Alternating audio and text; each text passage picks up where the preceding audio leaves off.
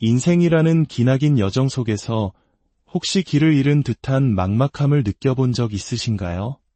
어디로 가야 할지, 무엇을 붙잡아야 할지 알 수 없어 광활한 들판에 홀로 남겨진 어린 양처럼 불안하고 외로웠던 순간이 있으셨을 겁니다.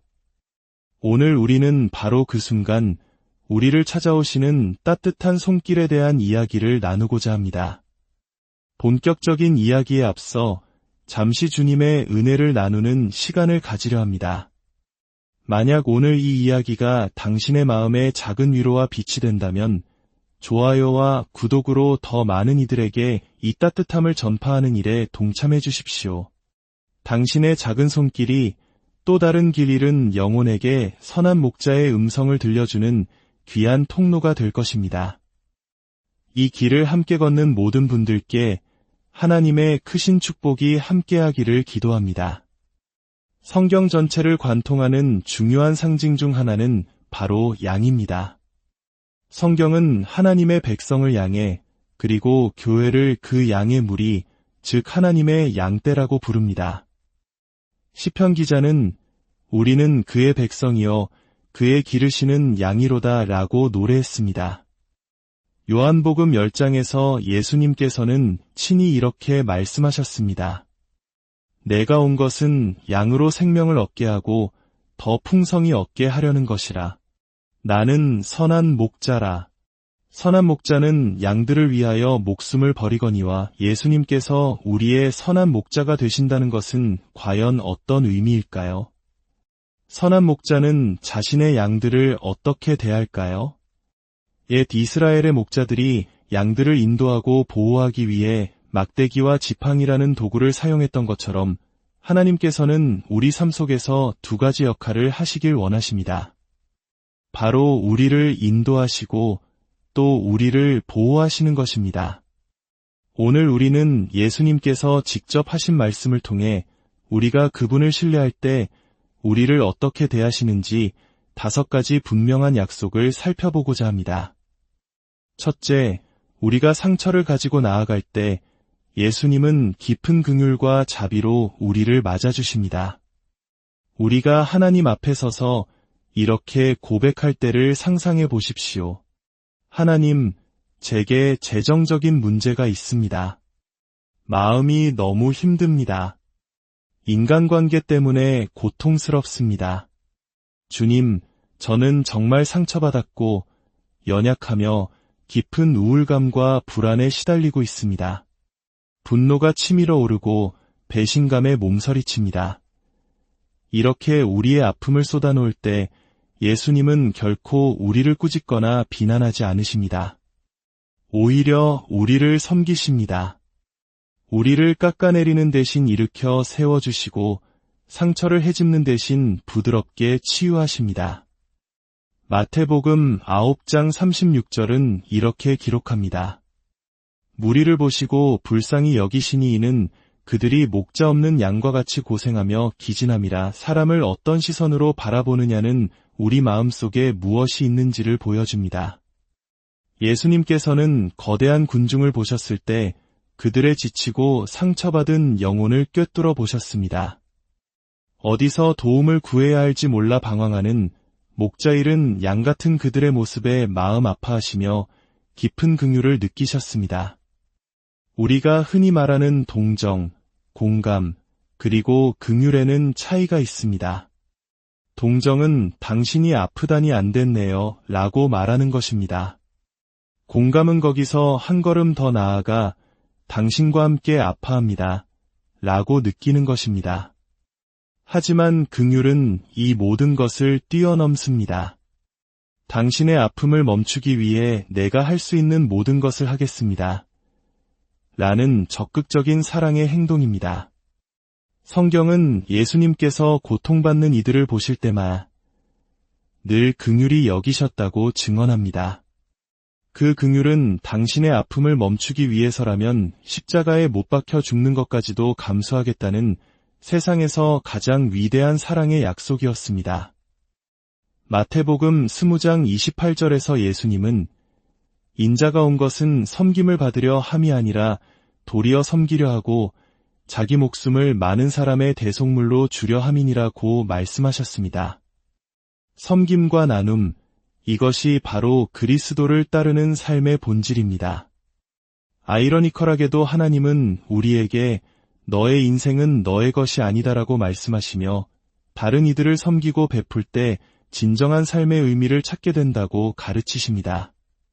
하지만 하나님 자신에게는 그 반대입니다. 예수님께 이 세상 모든 것은 바로 당신을 위한 것이었습니다.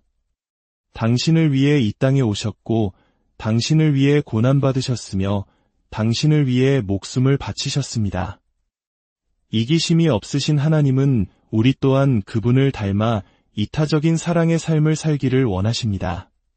둘째, 우리가 그분을 따르기로 선택할 때 예수님은 우리를 가장 올바른 길로 인도하십니다. 만약 당신이 하나님, 이제부터 당신의 아들 예수 그리스도를 따르겠습니다. 라고 결단한다면 그 순간부터 예수님은 당신의 인생 안내자가 되십니다. 목자 없는 양처럼 홀로 인생을 헤쳐나간다면 우리는 얼마나 많은 것을 놓치게 될까요? 예수님은 우리보다 항상 더 많이, 더 깊이 아시는 목자이십니다. 우리를 창조하셨기에 우리가 자신의 인생 목적을 모를 때조차도 그분은 알고 계십니다. 시편 23편 3절은 말합니다. 자기 이름을 위하여 위의 길로 인도하시는도다. 예수님은 절대로 우리를 잘못된 길로 이끌지 않으십니다. 요한복음 10장 4절에서는 목자가 양 앞에 서서 가면 양들이 그의 음성을 아는 고로 따라오되라고 말씀합니다. 주목할 점은 목자는 양들 앞에서 걷는다는 사실입니다. 예수님은 우리를 등 뒤에서 억지로 밀어내지 않으십니다. 우리가 원하지 않는 것을 강요하지도 않으십니다. 그분은 언제나 먼저 그 길을 걸어가시며 내가 어떻게 하는지 보아라고 말씀하시며 삶으로 모범을 보이십니다. 그분은 우리를 율법으로 이끄시는 것이 아니라 사랑으로 인도하십니다. 많은 사람들이 하나님을 두려워하는 이유는 하나님이 수많은 규칙으로 우리를 얽맬 것이라 오해하기 때문입니다. 하지만 성경은 분명히 말합니다. 하나님은 변함없는 사랑과 신실함으로 우리를 이끄십니다. 셋째, 우리가 혼란스러워 길을 잃고 방황할 때 예수님은 우리를 찾아내어 다시 품으로 데려오십니다. 우리 모두는 인생에서 길을 잃고 방황할 때가 있습니다. 마태복음 18장에서 예수님은 이런 비유를 드셨습니다. 만일 어떤 사람이 양 100마리가 있는데 그 중에 하나가 길을 잃었으면 그 99마리를 산에 두고 가서 길 잃은 양을 찾아다니지 아니하겠느냐? 물론입니다. 왜냐하면 모든 양 한 마리 한 마리가 소중하기 때문입니다. 당신은 하나님께 그토록 소중한 존재입니다. 누가복음 19장 10절에서 예수님은 인자가 온 것은 잃어버린 자를 찾아 구원하려 함이니라 고 선포하셨습니다. 이것이 바로 예수님께서 이 땅에 오신 이유입니다. 하나님께서 인간의 몸을 입고 오신 것은 바로 잃어버린 우리를 찾기 위한 위대한 구조 작전이었습니다. 만약 우리가 길을 잃지 않았다면 예수님은 오실 필요가 없었을 것입니다. 만약 우리가 그저 선한 일을 많이 하는 것만으로 천국에 갈 수 있었다면 예수님의 십자가 죽음은 인류 역사상 가장 큰 시간 낭비였을 것입니다. 하나님께서 당신의 아들을 보내시는 고통스러운 방법 외에 다른 구원의 길이 있었다면 왜 그 길을 택하지 않으셨을까요? 다른 길은 없었기 때문입니다. 이사야서 신세장 6절은 우리의 상태를 정확히 묘사합니다. 우리는 다 양 같아서 그릇 행하여 각기 제 길로 갔거늘 우리는 본성적으로 방황하고 길을 잃기 쉽습니다. 혹시 지금 인생의 다음 단계에서 무엇을 해야 할지 몰라 길을 잃은 기분인가요? 재정 문제로 혹은 진로 문제로 혼란스럽습니까? 계속 나아가야 할지 아니면 포기해야 할지 붙잡아야 할지 놓아야 할지 몰라 막막한가요? 그것이 바로 길을 잃은 상태입니다. 어린 자녀를 둔 부모라면 쇼핑몰이나 공원에서 잠시 아이를 잃어버렸던 아찔한 경험을 해보셨을 겁니다. 애타게 아이를 찾다가 마침내 발견했을 때 안도감에 그저 별일 아니었네 하고 넘어가시나요? 아닙니다. 아이를 굳게 안아주며 사랑하기 때문에 단호하게 타이를 것입니다. 아빠 손을 놓치면 안 돼. 위험하단다. 이것이 바로 사랑에서 비롯된 징계입니다. 훈련받지 않은 아이는 사랑받지 못한 아이입니다. 하나님도 마찬가지입니다. 우리가 길을 벗어날 때 그분은 우리를 미워해서가 아니라 너무나 사랑하시기 때문에 우리를 바로잡아 주십니다. 시편 기자는 고백합니다. 고난 당하기 전에는 내가 그릇 행하였더니 이제는 주의 말씀을 지키나이다. 여기서 징계와 처벌을 구분해야 합니다. 처벌은 과거의 잘못에 대한 대가를 치르게 하는 것이며 분노에서 비롯됩니다. 하지만 징계는 미래를 위한 훈련과 교정이며 언제나 사랑에 기반을 둡니다. 넷째, 우리가 넘어지거나 실패할 때 예수님은 우리를 구조하고 회복시키십니다. 양은 방황할 뿐만 아니라 자주 넘어지기도 합니다. 우리 인생도 마찬가지입니다. 우리는 수없이 비틀거리고 넘어집니다. 하나님에게서 멀어질수록 우리 삶에는 더 많은 문제가 생깁니다. 목자에게 가까이 있을수록 우리는 더 안전합니다. 당신이 실패하고 스스로를 부끄럽게 만들고 정말 끔찍한 잘못을 저질렀을 때 예수님은 어떻게 반응하실까요? 길을 걷다가 실수로 깊은 구덩이에 빠졌다고 상상해 보십시오. 도덕적인 구덩이, 절망의 구덩이, 우울의 구덩이. 당신의 힘으로는 도저히 빠져나올 수 없는 그곳에 예수님께서 다가오십니다. 그분은 당신을 비난하거나 판단하지 않으십니다. 내가 세상을 심판하러 온 것이 아니요 세상을 구원하러 왔노라고 말씀하신 것처럼 그분은 따뜻한 손을 내미시며 말씀하십니다. 내 손을 잡아주겠니? 이것이 바로 구원입니다. 하나님께서는 우리에게 선택의 자유를 주셨지만 우리는 그 자유로 수많은 나쁜 선택을 합니다. 우리는 선택할 자유는 있지만 그 선택의 결과로부터 자유로울 수는 없습니다. 시편 71편 20절은 말합니다. 우리에게 여러 가지 심한 고난을 보이신 주께서 우리를 다시 살리시며 땅 깊은 곳에서 다시 이끌어 올리시리이다. 당신이 깊은 구덩이에 빠져 있다면 예수님은 당신을 건져내어 새 생명을 주시길 원하십니다. 선한 목자이신 예수님과 함께할 때 우리는 더 이상 혼자가 아닙니다. 잠언 3장 25대 26절은 우리에게 놀라운 평안을 약속합니다. 너는 갑작스러운 두려움도 악인에게 닥치는 멸망도 두려워하지 말라. 대저 여호와는 내가 의지할 이시니라. 내 발을 지켜 걸리지 않게 하시리라. 마지막 5째, 우리가 구원받기 위해 그분을 신뢰할 때 예수님은 우리의 구원을 영원히 지켜주십니다. 우리의 구원을 지키는 것은 우리의 책임이 아닙니다. 그것은 구원자이신 예수님의 일입니다. 우리가 할 일은 우리의 손을 하나님의 손에 맡기는 것입니다. 하나님, 저의 좋은 모습, 나쁜 모습, 추한 모습 모두를 당신께 드립니다. 저는 결코 제 힘으로 천국에 갈 수 없음을 고백합니다. 오직 당신의 구원의 선물을 받아들이며 제 손을 당신의 손에 포갭니다. 이렇게 고백할 때 때로 우리가 그 손을 놓고 싶어질 때가 있을지라도 하나님은 결코 우리 손을 놓지 않으십니다. 요한복음 10장에서 예수님은 이렇게 약속하셨습니다. 내 양은 내 음성을 들으며 나는 그들을 알며 그들은 나를 따르느니라. 내가 그들에게 영생을 주노니 영원히 멸망하지 아니할 것이요 또 그들을 내 손에서 빼앗을 자가 없느니라. 그들을 주신 내 아버지는 만물보다 크심에 아무도 아버지 손에서 빼앗을 수 없느니라. 당신이 일단 하나님의 손안에 있다면 그 구원은 영원히 안전합니다. 하나님의 손이 얼마나 크다고 생각하십니까? 우리가 그 가장자리에 가서 뛰어내릴 수 있을 만큼 작을까요? 아닙니다. 우리는 결코 그분의 손의 끝에 닿을 수 없습니다.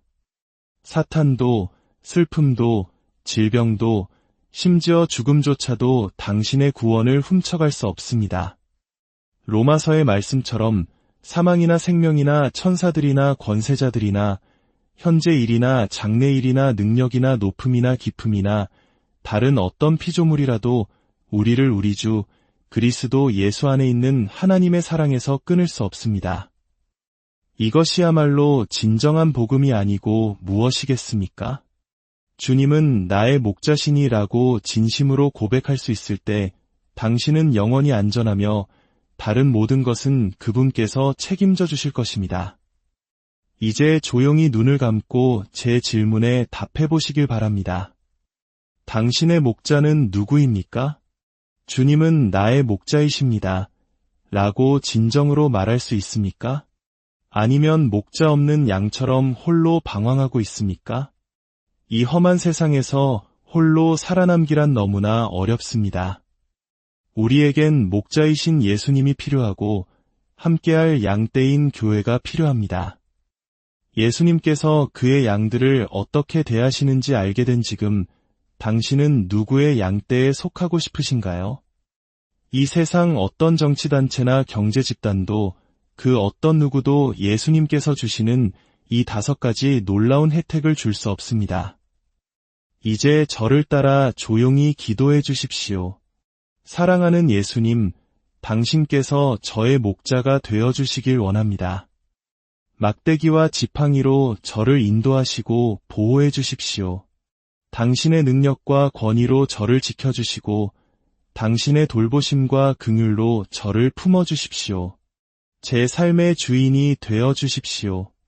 제가 상처받았을 때 당신께 나아가겠습니다.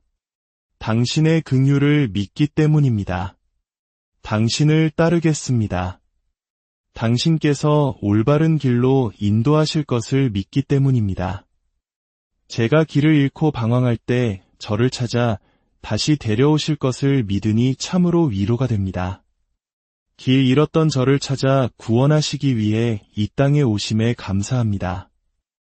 때로 허락하시는 징계조차도 저를 위한 선한 뜻님을 깨닫게 하시고 감사하게 하소서. 주님, 저는 지금 깊은 구덩이에 빠져 있습니다. 좌절과 낙심의 구덩이, 재정적인 어려움과 우울의 구덩이, 혼란의 구덩이에서 저를 건져주시고 회복시켜 주옵소서.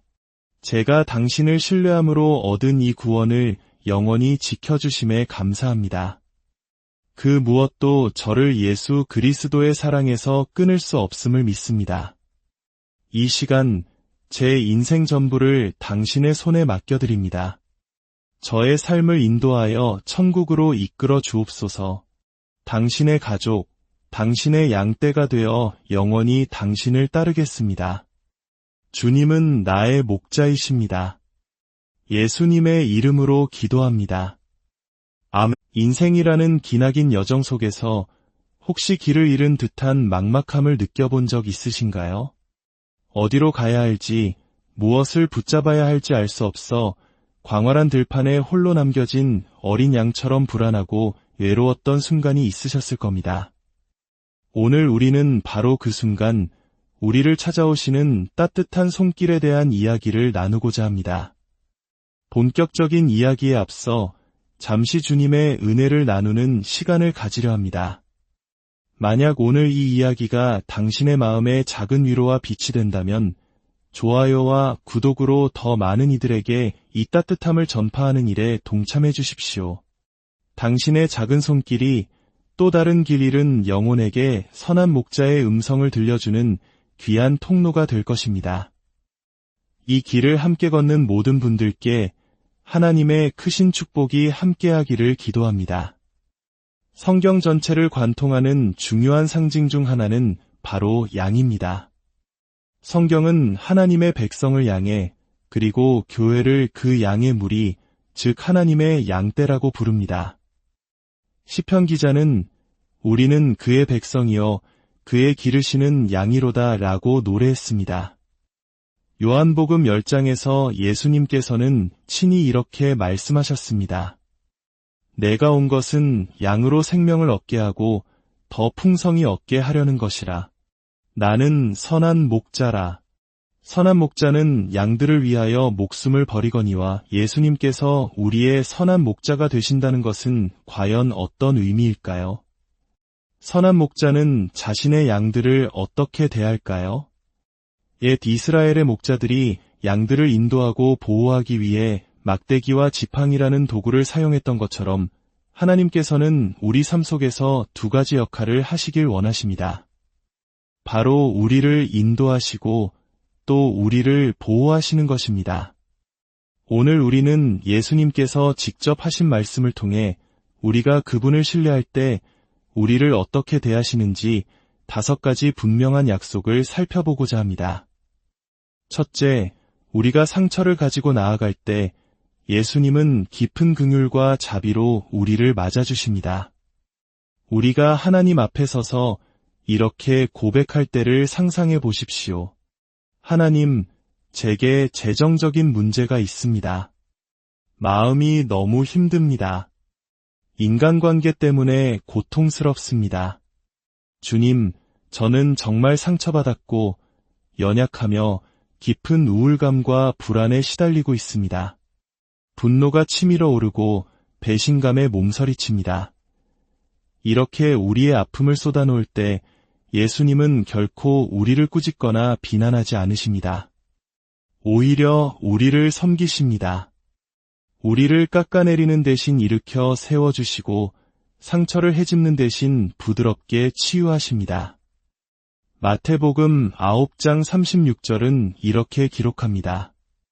무리를 보시고 불쌍히 여기시니 이는 그들이 목자 없는 양과 같이 고생하며 기진함이라. 사람을 어떤 시선으로 바라보느냐는 우리 마음속에 무엇이 있는지를 보여줍니다.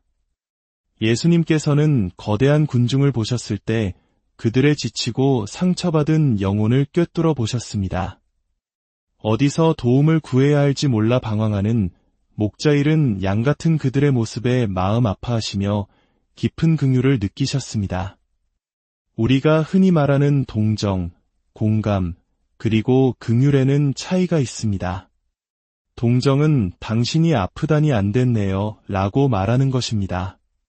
공감은 거기서 한 걸음 더 나아가 당신과 함께 아파합니다 라고 느끼는 것입니다. 하지만 긍휼은 이 모든 것을 뛰어넘습니다. 당신의 아픔을 멈추기 위해 내가 할 수 있는 모든 것을 하겠습니다. 라는 적극적인 사랑의 행동입니다. 성경은 예수님께서 고통받는 이들을 보실 때마다 늘 긍휼히 여기셨다고 증언합니다. 그 긍휼은 당신의 아픔을 멈추기 위해서라면 십자가에 못 박혀 죽는 것까지도 감수하겠다는 세상에서 가장 위대한 사랑의 약속이었습니다. 마태복음 20장 28절에서 예수님은 인자가 온 것은 섬김을 받으려 함이 아니라 도리어 섬기려 하고 자기 목숨을 많은 사람의 대속물로 주려 함이니라고 말씀하셨습니다. 섬김과 나눔, 이것이 바로 그리스도를 따르는 삶의 본질입니다. 아이러니컬하게도 하나님은 우리에게 너의 인생은 너의 것이 아니다라고 말씀하시며 다른 이들을 섬기고 베풀 때 진정한 삶의 의미를 찾게 된다고 가르치십니다. 하지만 하나님 자신에게는 그 반대입니다. 예수님께 이 세상 모든 것은 바로 당신을 위한 것이었습니다. 당신을 위해 이 땅에 오셨고 당신을 위해 고난받으셨으며 당신을 위해 목숨을 바치셨습니다. 이기심이 없으신 하나님은 우리 또한 그분을 닮아 이타적인 사랑의 삶을 살기를 원하십니다. 둘째, 우리가 그분을 따르기로 선택할 때 예수님은 우리를 가장 올바른 길로 인도하십니다. 만약 당신이 하나님, 이제부터 당신의 아들 예수 그리스도를 따르겠습니다. 라고 결단한다면 그 순간부터 예수님은 당신의 인생 안내자가 되십니다. 목자 없는 양처럼 홀로 인생을 헤쳐나간다면 우리는 얼마나 많은 것을 놓치게 될까요? 예수님은 우리보다 항상 더 많이, 더 깊이 아시는 목자이십니다. 우리를 창조하셨기에 우리가 자신의 인생 목적을 모를 때조차도 그분은 알고 계십니다. 시편 23편 3절은 말합니다. 자기 이름을 위하여 위의 길로 인도하시는도다. 예수님은 절대로 우리를 잘못된 길로 이끌지 않으십니다. 요한복음 10장 4절에서는 목자가 양 앞에 서서 가면 양들이 그의 음성을 아는 고로 따라오되라고 말씀합니다. 주목할 점은 목자는 양들 앞에서 걷는다는 사실입니다. 예수님은 우리를 등 뒤에서 억지로 밀어내지 않으십니다. 우리가 원하지 않는 것을 강요하지도 않으십니다. 그분은 언제나 먼저 그 길을 걸어가시며 내가 어떻게 하는지 보아라고 말씀하시며 삶으로 모범을 보이십니다. 그분은 우리를 율법으로 이끄시는 것이 아니라 사랑으로 인도하십니다. 많은 사람들이 하나님을 두려워하는 이유는 하나님이 수많은 규칙으로 우리를 얽맬 것이라 오해하기 때문입니다. 하지만 성경은 분명히 말합니다. 하나님은 변함없는 사랑과 신실함으로 우리를 이끄십니다. 셋째, 우리가 혼란스러워 길을 잃고 방황할 때 예수님은 우리를 찾아내어 다시 품으로 데려오십니다. 우리 모두는 인생에서 길을 잃고 방황할 때가 있습니다. 마태복음 18장에서 예수님은 이런 비유를 드셨습니다. 만일 어떤 사람이 양 100마리가 있는데 그 중에 하나가 길을 잃었으면 그 99마리를 산에 두고 가서 길 잃은 양을 찾아다니지 아니하겠느냐? 물론입니다. 왜냐하면 모든 양 한 마리 한 마리가 소중하기 때문입니다. 당신은 하나님께 그토록 소중한 존재입니다. 누가복음 19장 10절에서 예수님은 인자가 온 것은 잃어버린 자를 찾아 구원하려 함이니라 고 선포하셨습니다. 이것이 바로 예수님께서 이 땅에 오신 이유입니다. 하나님께서 인간의 몸을 입고 오신 것은 바로 잃어버린 우리를 찾기 위한 위대한 구조 작전이었습니다. 만약 우리가 길을 잃지 않았다면 예수님은 오실 필요가 없었을 것입니다. 만약 우리가 그저 선한 일을 많이 하는 것만으로 천국에 갈 수 있었다면 예수님의 십자가 죽음은 인류 역사상 가장 큰 시간 낭비였을 것입니다. 하나님께서 당신의 아들을 보내시는 고통스러운 방법 외에 다른 구원의 길이 있었다면 왜 그 길을 택하지 않으셨을까요? 다른 길은 없었기 때문입니다. 이사야서 신세장 6절은 우리의 상태를 정확히 묘사합니다. 우리는 다 양 같아서 그릇 행하여 각기 제 길로 갔거늘 우리는 본성적으로 방황하고 길을 잃기 쉽습니다. 혹시 지금 인생의 다음 단계에서 무엇을 해야 할지 몰라 길을 잃은 기분인가요? 재정 문제로 혹은 진로 문제로 혼란스럽습니까? 계속 나아가야 할지 아니면 포기해야 할지 붙잡아야 할지 놓아야 할지 몰라 막막한가요? 그것이 바로 길을 잃은 상태입니다. 어린 자녀를 둔 부모라면 쇼핑몰이나 공원에서 잠시 아이를 잃어버렸던 아찔한 경험을 해보셨을 겁니다. 애타게 아이를 찾다가 마침내 발견했을 때 안도감에 그저 별일 아니었네 하고 넘어가시나요? 아닙니다. 아이를 굳게 안아주며 사랑하기 때문에 단호하게 타이를 것입니다. 아빠 손을 놓치면 안 돼. 위험하단다. 이것이 바로 사랑에서 비롯된 징계입니다. 훈련받지 않은 아이는 사랑받지 못한 아이입니다. 하나님도 마찬가지입니다. 우리가 길을 벗어날 때 그분은 우리를 미워해서가 아니라 너무나 사랑하시기 때문에 우리를 바로잡아 주십니다. 시편 기자는 고백합니다. 고난 당하기 전에는 내가 그릇 행하였더니 이제는 주의 말씀을 지키나이다. 여기서 징계와 처벌을 구분해야 합니다. 처벌은 과거의 잘못에 대한 대가를 치르게 하는 것이며 분노에서 비롯됩니다. 하지만 징계는 미래를 위한 훈련과 교정이며 언제나 사랑에 기반을 둡니다. 넷째, 우리가 넘어지거나 실패할 때 예수님은 우리를 구조하고 회복시키십니다. 양은 방황할 뿐만 아니라 자주 넘어지기도 합니다. 우리 인생도 마찬가지입니다. 우리는 수없이 비틀거리고 넘어집니다. 하나님에게서 멀어질수록 우리 삶에는 더 많은 문제가 생깁니다. 목자에게 가까이 있을수록 우리는 더 안전합니다. 당신이 실패하고 스스로를 부끄럽게 만들고 정말 끔찍한 잘못을 저질렀을 때 예수님은 어떻게 반응하실까요? 길을 걷다가 실수로 깊은 구덩이에 빠졌다고 상상해 보십시오. 도덕적인 구덩이, 절망의 구덩이, 우울의 구덩이. 당신의 힘으로는 도저히 빠져나올 수 없는 그곳에 예수님께서 다가오십니다. 그분은 당신을 비난하거나 판단하지 않으십니다. 내가 세상을 심판하러 온 것이 아니요 세상을 구원하러 왔노라고 말씀하신 것처럼 그분은 따뜻한 손을 내미시며 말씀하십니다. 내 손을 잡아주겠니? 이것이 바로 구원입니다. 하나님께서는 우리에게 선택의 자유를 주셨지만 우리는 그 자유로 수많은 나쁜 선택을 합니다. 우리는 선택할 자유는 있지만 그 선택의 결과로부터 자유로울 수는 없습니다. 시편 71편 20절은 말합니다. 우리에게 여러 가지 심한 고난을 보이신 주께서 우리를 다시 살리시며 땅 깊은 곳에서 다시 이끌어 올리시리이다.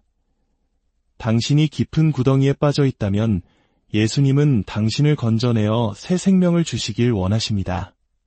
선한 목자이신 예수님과 함께할 때 우리는 더 이상 혼자가 아닙니다. 잠언 3장 25대 26절은 우리에게 놀라운 평안을 약속합니다. 너는 갑작스러운 두려움도 악인에게 닥치는 멸망도 두려워하지 말라. 대저 여호와는 내가 의지할 이시니라. 내 발을 지켜 걸리지 않게 하시리라. 마지막 5째, 우리가 구원받기 위해 그분을 신뢰할 때 예수님은 우리의 구원을 영원히 지켜주십니다. 우리의 구원을 지키는 것은 우리의 책임이 아닙니다. 그것은 구원자이신 예수님의 일입니다. 우리가 할 일은 우리의 손을 하나님의 손에 맡기는 것입니다. 하나님, 저의 좋은 모습, 나쁜 모습, 추한 모습 모두를 당신께 드립니다. 저는 결코 제 힘으로 천국에 갈 수 없음을 고백합니다. 오직 당신의 구원의 선물을 받아들이며 제 손을 당신의 손에 포갭니다. 이렇게 고백할 때 때로 우리가 그 손을 놓고 싶어질 때가 있을지라도 하나님은 결코 우리 손을 놓지 않으십니다.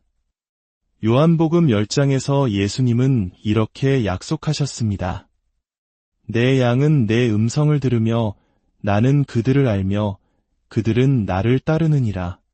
내가 그들에게 영생을 주노니 영원히 멸망하지 아니할 것이요 또 그들을 내 손에서 빼앗을 자가 없느니라.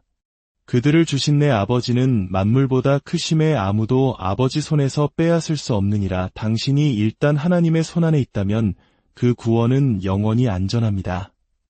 하나님의 손이 얼마나 크다고 생각하십니까? 우리가 그 가장자리에 가서 뛰어내릴 수 있을 만큼 작을까요? 아닙니다. 우리는 결코 그분의 손의 끝에 닿을 수 없습니다. 사탄도, 슬픔도, 질병도, 심지어 죽음조차도 당신의 구원을 훔쳐갈 수 없습니다. 로마서의 말씀처럼 사망이나 생명이나 천사들이나 권세자들이나 현재 일이나 장래 일이나 능력이나 높음이나 깊음이나 다른 어떤 피조물이라도 우리를 우리 주 그리스도 예수 안에 있는 하나님의 사랑에서 끊을 수 없습니다.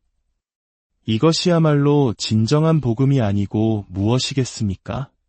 주님은 나의 목자시니라고 진심으로 고백할 수 있을 때 당신은 영원히 안전하며 다른 모든 것은 그분께서 책임져 주실 것입니다. 이제 조용히 눈을 감고 제 질문에 답해 보시길 바랍니다. 당신의 목자는 누구입니까? 주님은 나의 목자이십니다. 라고 진정으로 말할 수 있습니까? 아니면 목자 없는 양처럼 홀로 방황하고 있습니까? 이 험한 세상에서 홀로 살아남기란 너무나 어렵습니다. 우리에겐 목자이신 예수님이 필요하고 함께할 양떼인 교회가 필요합니다. 예수님께서 그의 양들을 어떻게 대하시는지 알게 된 지금 당신은 누구의 양떼에 속하고 싶으신가요?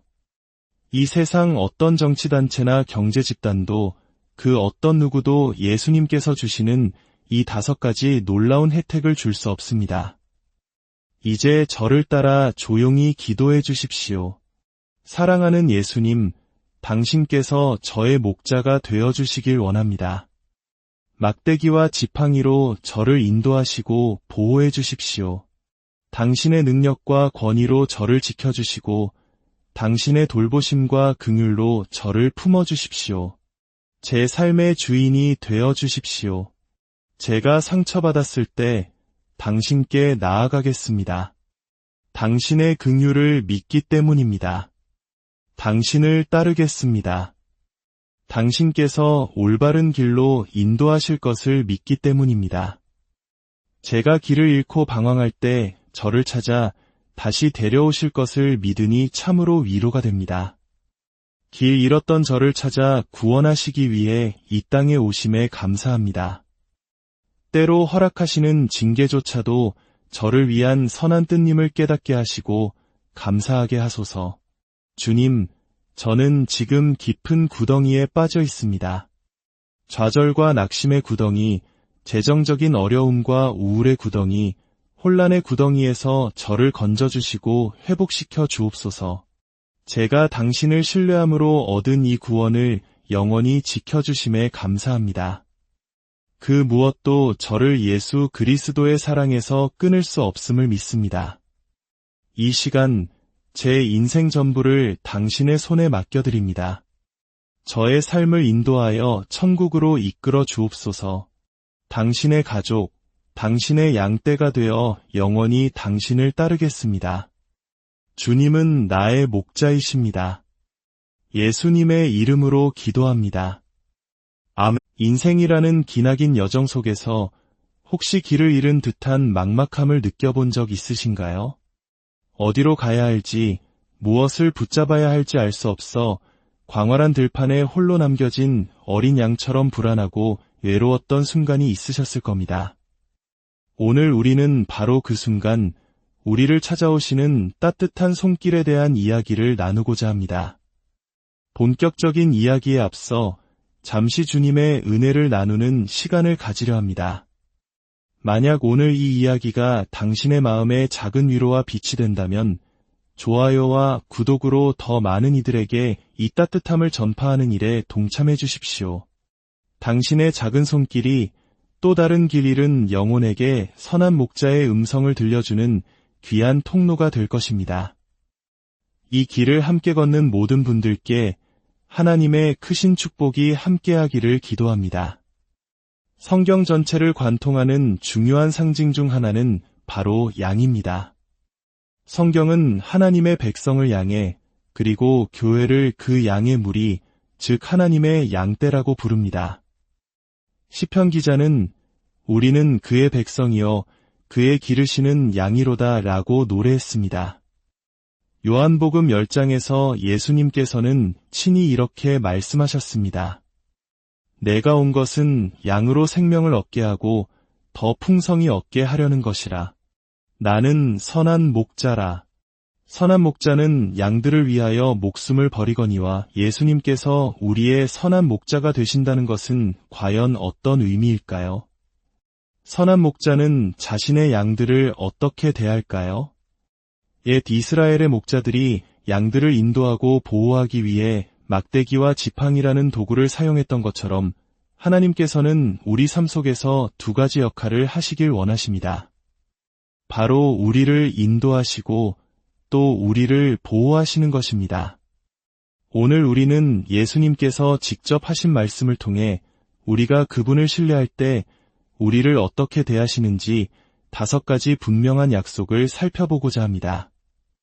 첫째, 우리가 상처를 가지고 나아갈 때 예수님은 깊은 긍휼과 자비로 우리를 맞아주십니다. 우리가 하나님 앞에 서서 이렇게 고백할 때를 상상해 보십시오. 하나님, 제게 재정적인 문제가 있습니다. 마음이 너무 힘듭니다. 인간관계 때문에 고통스럽습니다. 주님, 저는 정말 상처받았고 연약하며 깊은 우울감과 불안에 시달리고 있습니다. 분노가 치밀어 오르고 배신감에 몸서리칩니다. 이렇게 우리의 아픔을 쏟아놓을 때 예수님은 결코 우리를 꾸짖거나 비난하지 않으십니다. 오히려 우리를 섬기십니다. 우리를 깎아내리는 대신 일으켜 세워주시고 상처를 헤집는 대신 부드럽게 치유하십니다. 마태복음 9장 36절은 이렇게 기록합니다. 무리를 보시고 불쌍히 여기시니 이는 그들이 목자 없는 양과 같이 고생하며 기진함이라. 사람을 어떤 시선으로 바라보느냐는 우리 마음속에 무엇이 있는지를 보여줍니다. 예수님께서는 거대한 군중을 보셨을 때 그들의 지치고 상처받은 영혼을 꿰뚫어 보셨습니다. 어디서 도움을 구해야 할지 몰라 방황하는 목자일은 양 같은 그들의 모습에 마음 아파하시며 깊은 긍휼을 느끼셨습니다. 우리가 흔히 말하는 동정, 공감, 그리고 긍휼에는 차이가 있습니다. 동정은 당신이 아프다니 안 됐네요 라고 말하는 것입니다. 공감은 거기서 한 걸음 더 나아가 당신과 함께 아파합니다 라고 느끼는 것입니다. 하지만 긍휼은 이 모든 것을 뛰어넘습니다. 당신의 아픔을 멈추기 위해 내가 할 수 있는 모든 것을 하겠습니다. 라는 적극적인 사랑의 행동입니다. 성경은 예수님께서 고통받는 이들을 보실 때마다 늘 긍휼히 여기셨다고 증언합니다. 그 긍휼은 당신의 아픔을 멈추기 위해서라면 십자가에 못 박혀 죽는 것까지도 감수하겠다는 세상에서 가장 위대한 사랑의 약속이었습니다. 마태복음 20장 28절에서 예수님은 인자가 온 것은 섬김을 받으려 함이 아니라 도리어 섬기려 하고 자기 목숨을 많은 사람의 대속물로 주려 함이니라고 말씀하셨습니다. 섬김과 나눔, 이것이 바로 그리스도를 따르는 삶의 본질입니다. 아이러니컬하게도 하나님은 우리에게 너의 인생은 너의 것이 아니다라고 말씀하시며 다른 이들을 섬기고 베풀 때 진정한 삶의 의미를 찾게 된다고 가르치십니다. 하지만 하나님 자신에게는 그 반대입니다. 예수님께 이 세상 모든 것은 바로 당신을 위한 것이었습니다. 당신을 위해 이 땅에 오셨고 당신을 위해 고난받으셨으며 당신을 위해 목숨을 바치셨습니다. 이기심이 없으신 하나님은 우리 또한 그분을 닮아 이타적인 사랑의 삶을 살기를 원하십니다. 둘째, 우리가 그분을 따르기로 선택할 때 예수님은 우리를 가장 올바른 길로 인도하십니다. 만약 당신이 하나님, 이제부터 당신의 아들 예수 그리스도를 따르겠습니다. 라고 결단한다면 그 순간부터 예수님은 당신의 인생 안내자가 되십니다. 목자 없는 양처럼 홀로 인생을 헤쳐나간다면 우리는 얼마나 많은 것을 놓치게 될까요? 예수님은 우리보다 항상 더 많이, 더 깊이 아시는 목자이십니다. 우리를 창조하셨기에 우리가 자신의 인생 목적을 모를 때조차도 그분은 알고 계십니다. 시편 23편 3절은 말합니다. 자기 이름을 위하여 위의 길로 인도하시는도다. 예수님은 절대로 우리를 잘못된 길로 이끌지 않으십니다. 요한복음 10장 4절에서는 목자가 양 앞에 서서 가면 양들이 그의 음성을 아는 고로 따라오되라고 말씀합니다. 주목할 점은 목자는 양들 앞에서 걷는다는 사실입니다. 예수님은 우리를 등 뒤에서 억지로 밀어내지 않으십니다. 우리가 원하지 않는 것을 강요하지도 않으십니다. 그분은 언제나 먼저 그 길을 걸어가시며 내가 어떻게 하는지 보아라고 말씀하시며 삶으로 모범을 보이십니다. 그분은 우리를 율법으로 이끄시는 것이 아니라 사랑으로 인도하십니다. 많은 사람들이 하나님을 두려워하는 이유는 하나님이 수많은 규칙으로 우리를 얽맬 것이라 오해하기 때문입니다. 하지만 성경은 분명히 말합니다. 하나님은 변함없는 사랑과 신실함으로 우리를 이끄십니다. 셋째, 우리가 혼란스러워 길을 잃고 방황할 때 예수님은 우리를 찾아내어 다시 품으로 데려오십니다. 우리 모두는 인생에서 길을 잃고 방황할 때가 있습니다. 마태복음 18장에서 예수님은 이런 비유를 드셨습니다. 만일 어떤 사람이 양 100마리가 있는데 그 중에 하나가 길을 잃었으면 그 99마리를 산에 두고 가서 길 잃은 양을 찾아다니지 아니하겠느냐? 물론입니다. 왜냐하면 모든 양 한 마리 한 마리가 소중하기 때문입니다. 당신은 하나님께 그토록 소중한 존재입니다. 누가복음 19장 10절에서 예수님은 인자가 온 것은 잃어버린 자를 찾아 구원하려 함이니라 고 선포하셨습니다. 이것이 바로 예수님께서 이 땅에 오신 이유입니다. 하나님께서 인간의 몸을 입고 오신 것은 바로 잃어버린 우리를 찾기 위한 위대한 구조 작전이었습니다. 만약 우리가 길을 잃지 않았다면 예수님은 오실 필요가 없었을 것입니다.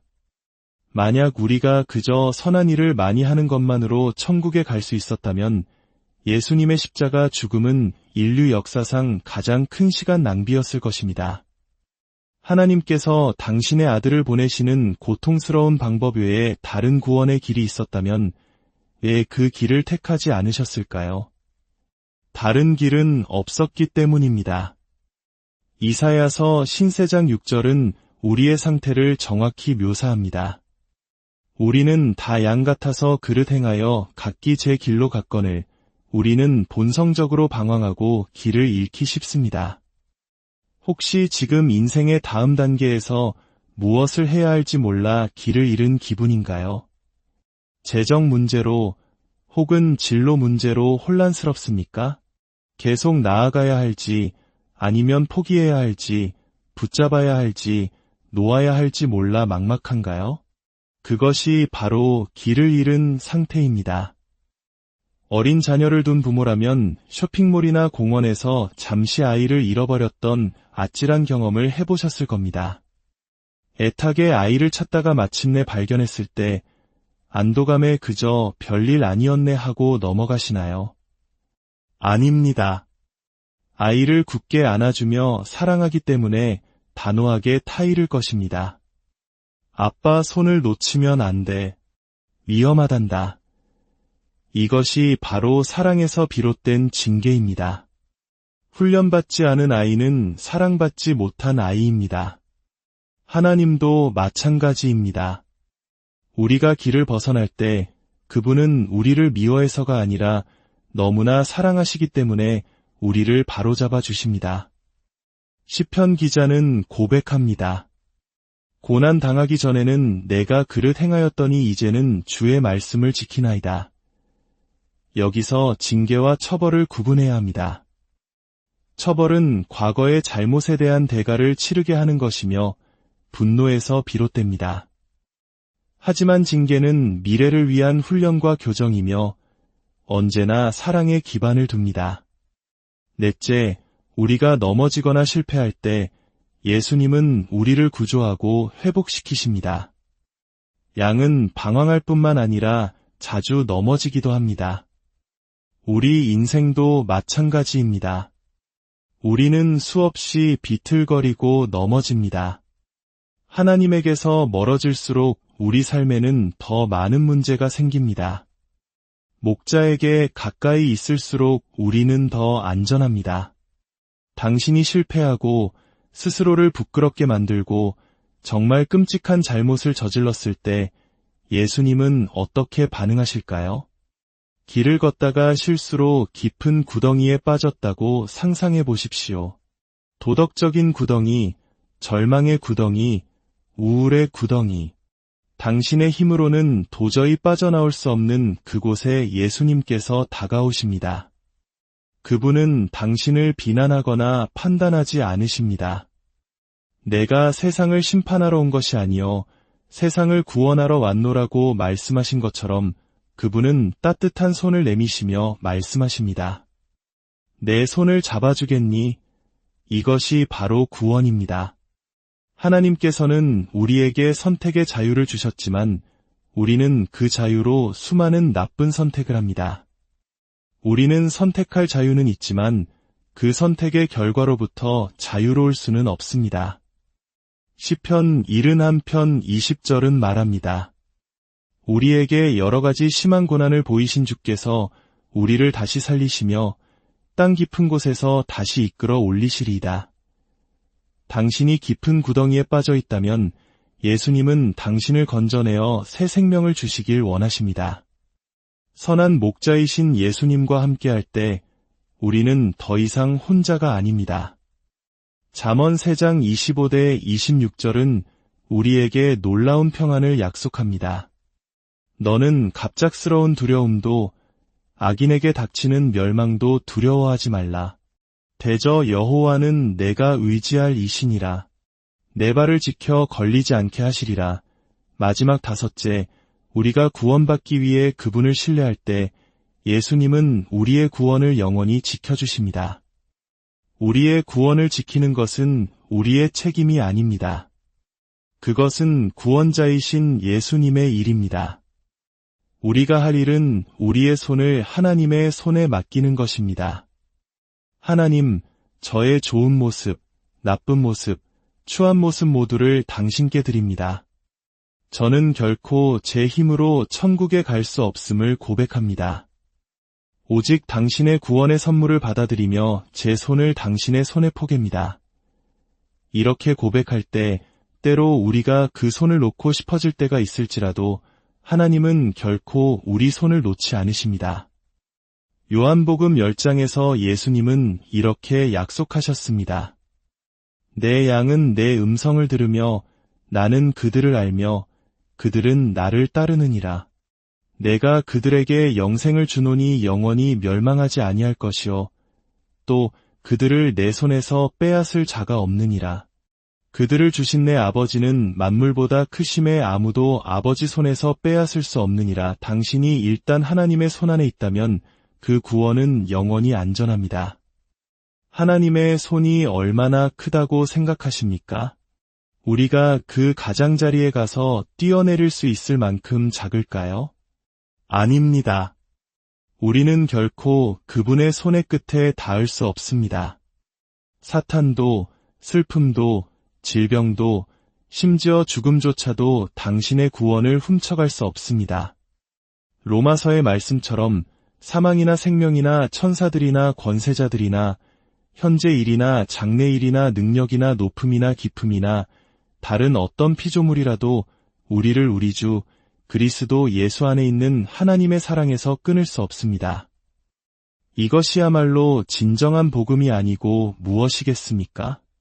주님은 나의 목자시니라고 진심으로 고백할 수 있을 때 당신은 영원히 안전하며 다른 모든 것은 그분께서 책임져 주실 것입니다.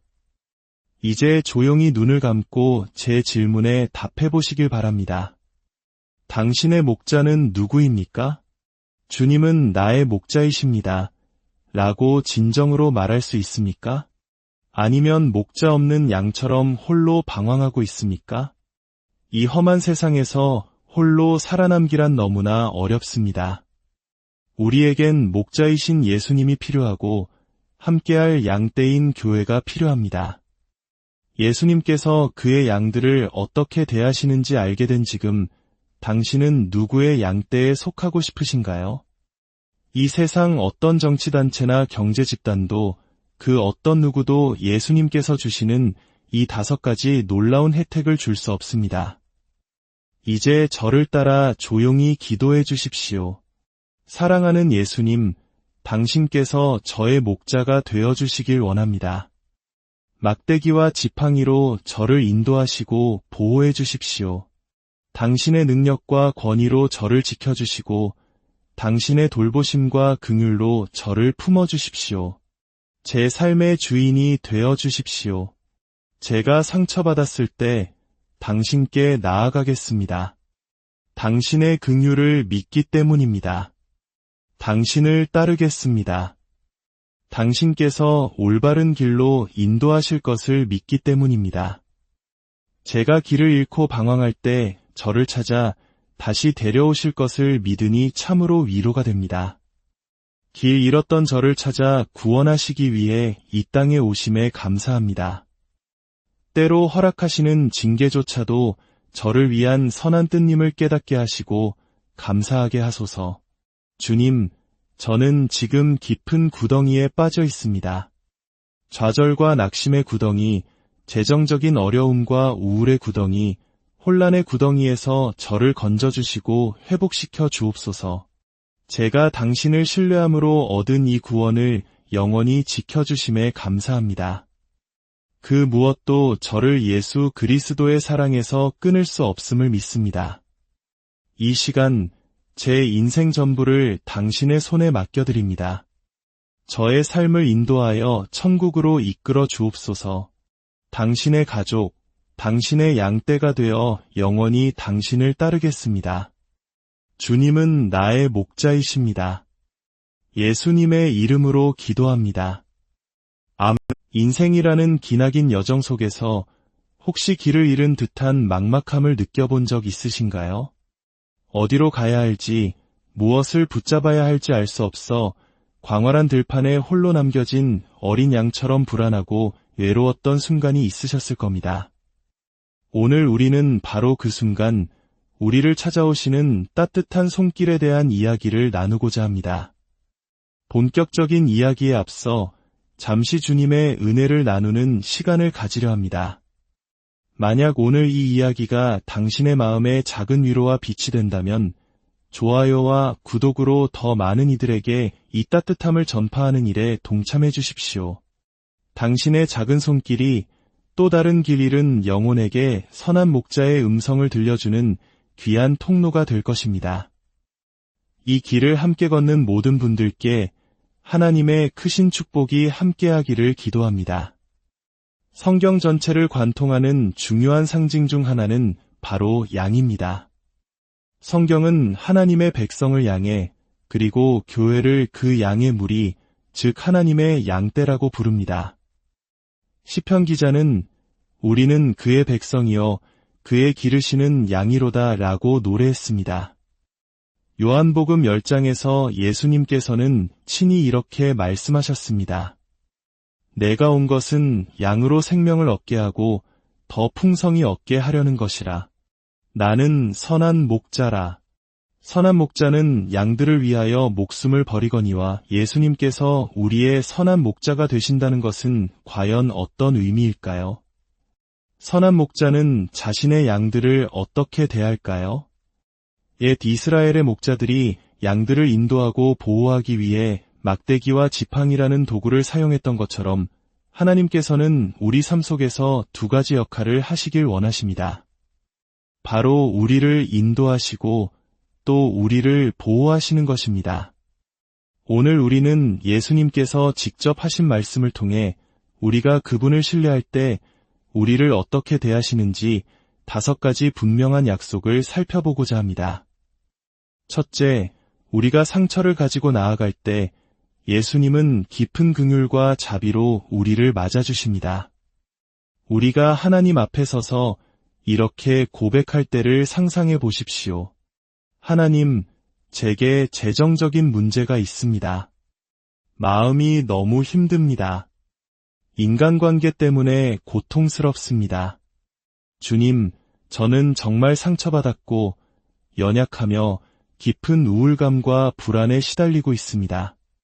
분노가 치밀어 오르고 배신감에 몸서리칩니다. 이렇게 우리의 아픔을 쏟아놓을 때 예수님은 결코 우리를 꾸짖거나 비난하지 않으십니다. 오히려 우리를 섬기십니다. 우리를 깎아내리는 대신 일으켜 세워주시고 상처를 헤집는 대신 부드럽게 치유하십니다. 마태복음 9장 36절은 이렇게 기록합니다. 무리를 보시고 불쌍히 여기시니 이는 그들이 목자 없는 양과 같이 고생하며 기진